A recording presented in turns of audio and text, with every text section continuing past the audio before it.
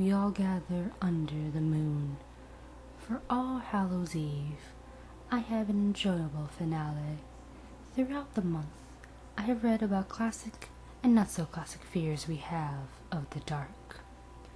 We are going to end with the most iconic of all beings which go bump in the night. They were dreaded when going into the attic alone. They were blamed on sounds we could not explain. They were removed when they were becoming too hostile. I am speaking about ghosts. The Ghost in the Hunter's Cabin by Mary Croft. In October 1972, my friends Suzanne and Jimmy and I jumped into Jimmy's Datsun to drive 150 miles north to Hudsville, Ontario, to spend Thanksgiving weekend appreciating the autumn colors of the leaves. I was stowed in the back of the car amongst the cases for most of the drive.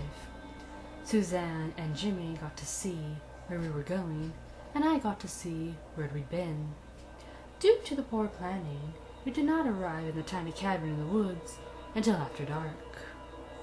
And we were cold and hungry, so we built a fire in the stove and ate everything we could get our mitts on. Where each of us slept in the cabin is significant to our respective experiences of having been haunted by a ghost that night. I chose the cot between the door and the stove in the kitchen. Jimmy chose the bedroom down the short hallway, and Suzanne was in the bedroom at the end of the hall. Nothing keeps me awake, so I went off to sleep straight away after retired from our chatter that went on until 11 or so. The fire offered enough heat that I knew I wouldn't be cold, even after it died. At 4:20 a.m., I was awakened, but I don't know what. I heard myself answer yes, and I suppose that Suzanne was standing beside my bed, addressing me. When I saw that she was not there, I was surprised because I instinctively felt as if there was someone standing there. I was not alarmed yet. I was curious to know what could have awakened me. I am not just one to wake up during the night. I noticed the fire was out, so it couldn't have been crackling or burning wood which awoke me, and I was not cold, so I was in no discomfort. I just felt certain that I had felt someone's presence. My only concern was that now I was wide awake, and I might lie awake for 3 hours waiting for my friends to rise before I could do anything. I did not even have anything to read, not that there were any suitable reading lamps by which to read, if I did. I felt as if I might be in for a dreary 2 or 3 hours. I was not sleepy. I looked at my watch again, which I could see by the modicum of light emitted by the smoldering embers. It was now 4:27 a.m. 7 minutes had passed. Seconds later, I heard what is classically referred to as a blood-curdling scream. My breathing stopped. My heart pounded. It was Suzanne screaming from her room. I had never heard such anything more frightening. I was too terrified to go to her, so I yelled back at her, "Suzanne," hoping that if she were having a bad dream, my calling her name would awaken her. But no, she was screaming, "Jimmy! Come in here, Jimmy, quick, Jimmy!" Clearly, Jimmy was awake, and so too terrified to go in because he kept yelling back to her, "Suzanne, what is it?" I yelled at Jimmy to go get her. I was not capable of moving. After a moment, which seemed like a dozen, he ran into her room. All I heard from Suzanne was, "A man! A man!" She was frantic.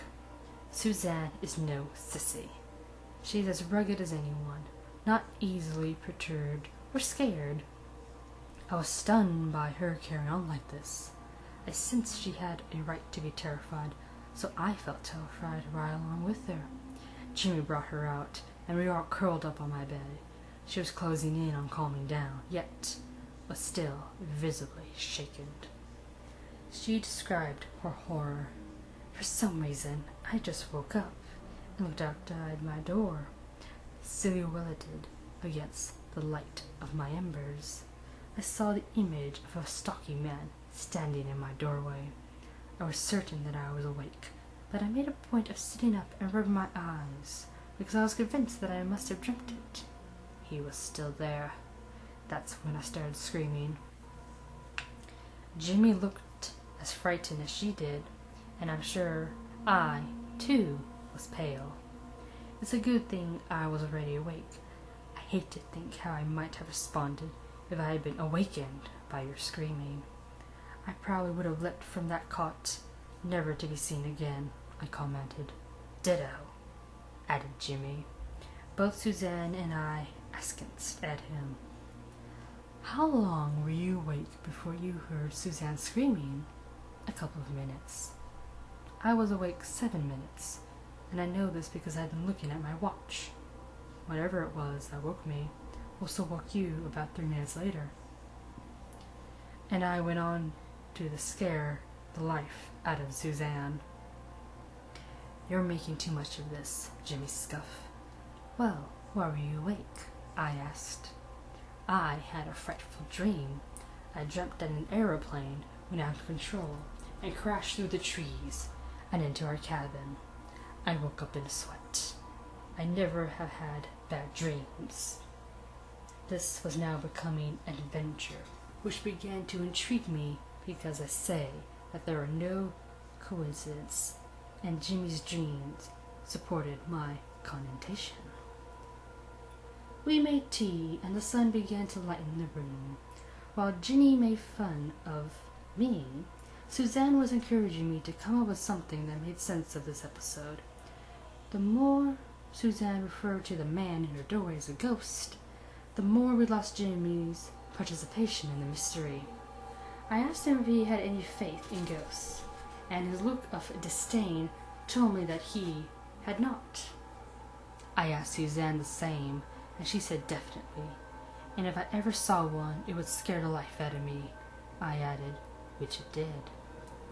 I explained that if I felt certain that after some people, leave their bodies at death, particularly under stress, or sudden circumstances, that they hang around not knowing what to do because they don't even know what happened, let alone that they are dead. Maybe the man in the doorway was one of these unfortunates who just didn't have any grasp of his circumstances. That's when Jimmy decided to go out for a walk. As he was leaving, I asked, "Don't you think the man was who woke you up?" "No, it was a bad dream," he called back. I had not moved from my cot, and Suzanne was perched on one of those little painted, rude wooden chairs which people had in their cottage kitchens during the 50s. Her feet were up on the rungs, and she held her tea in her lap. Suddenly, she toppled from the chair, just catching herself by putting her feet onto the floor as her tea splashed all over her. She looked at me as if she had been insulted and asked, "Did you see that?" How could I miss it? What happened? I didn't move. Someone shook the back of my chair. I had been in conversation with her, and I can attest to the fact that I had my eyes on her the entire time. Without a doubt, she had been shaken by an external force. Quickly, she joined me on my cot, which caused me to query my own safety, until I realized that I was in no danger based upon my thoughts about ghosts. As in all life, experience is a result of interpretation, of perception, of events. Perception itself is a phenomenon, influenced by a belief developed from our previous experience. It remains cynical until we perceive each unique and now. This can be done only by no longer referring to the previous experience. Typically, this takes a clearing of the emotion attached to the experience, since all perception is influenced by emotion. conscious or not. My interpretation of ghosts happens to be that they are non-threatening due to my investigation of information about ghosts and my conclusion that they are fascinating and benign unless they're not, which would be a brand new perception for me. So when I perceived the ghost whilst I was asleep, my interpretation was that of non-threatening. The spirit of a man really did exist. It had probably been hanging around this area for many years. It ventured in, seeking either knowledge about its situation, which it has been unable to understand since its untimely death, or it was seeking companionship from us, or it was a poltergeist, which is just as a confused, angry spirit that creates physical chaos due to frustration of being out of control of its existence. It entered the cabin at 4:20 a.m. I detected its presence, yet had no fear because I thought it was Suzanne, and also because I would have had no fear of these entities if I did encounter one. I had previously given this some thought. I knew that I could not be provoked. In fact, it knew I had compassion for it. Unable to get any response from me, albeit, it seemed as if its intent went to solicit fear, and ultimately it did. It moved into the next room. Its presence woke Jimmy about 3 minutes after it woke me. Jimmy interpreted the discomfort as a bad dream, not only because he has no faith in ghosts, but also because he is certain he was dreaming of an airplane. The spirit did not have effect upon him, yet probably not the effect it wanted. Still bound by some sort of frustration, it then went to visit Suzanne, who was only too willing to perceive it visually because she was adamant that not only did ghosts exist, but they would frighten her. Her declaration and her definition created her experience of the spirit. Suzanne corroborated my theory due to the timing and our respective attitudes about spirits, and our subsequent personal experiences. Jimmy came back in, and we informed him of my explanation of the night's adventure. He continued to disagree that any of this was possible. We packed up, and when the owner of the cabins appeared, I began to ask him some questions about the place. Who owned the land before you? He replied, no one. It was Crown land until I purchased it about 25 years ago. Any interesting stories about the woods or lake? When it was Crown land, it used to be a great hunting and fishing region. Fishermen usually used to fly in part way, then boat the remainder and camp in this area. About 40 years ago, an airplane with a couple of fishermen aboard flew in too far and crashed through the trees into this very site. As he said this, he glanced in the direction of our cabin. I smiled at Jimmy, who was now wide-eyed and pale. Let's get out of here, he muttered.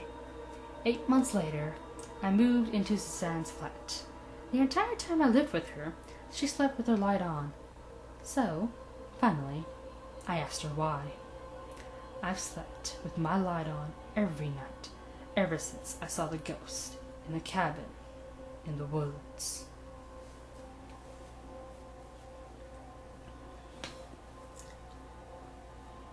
In case you haven't noticed, everything I have read to you this month comes from a book compiled of true stories.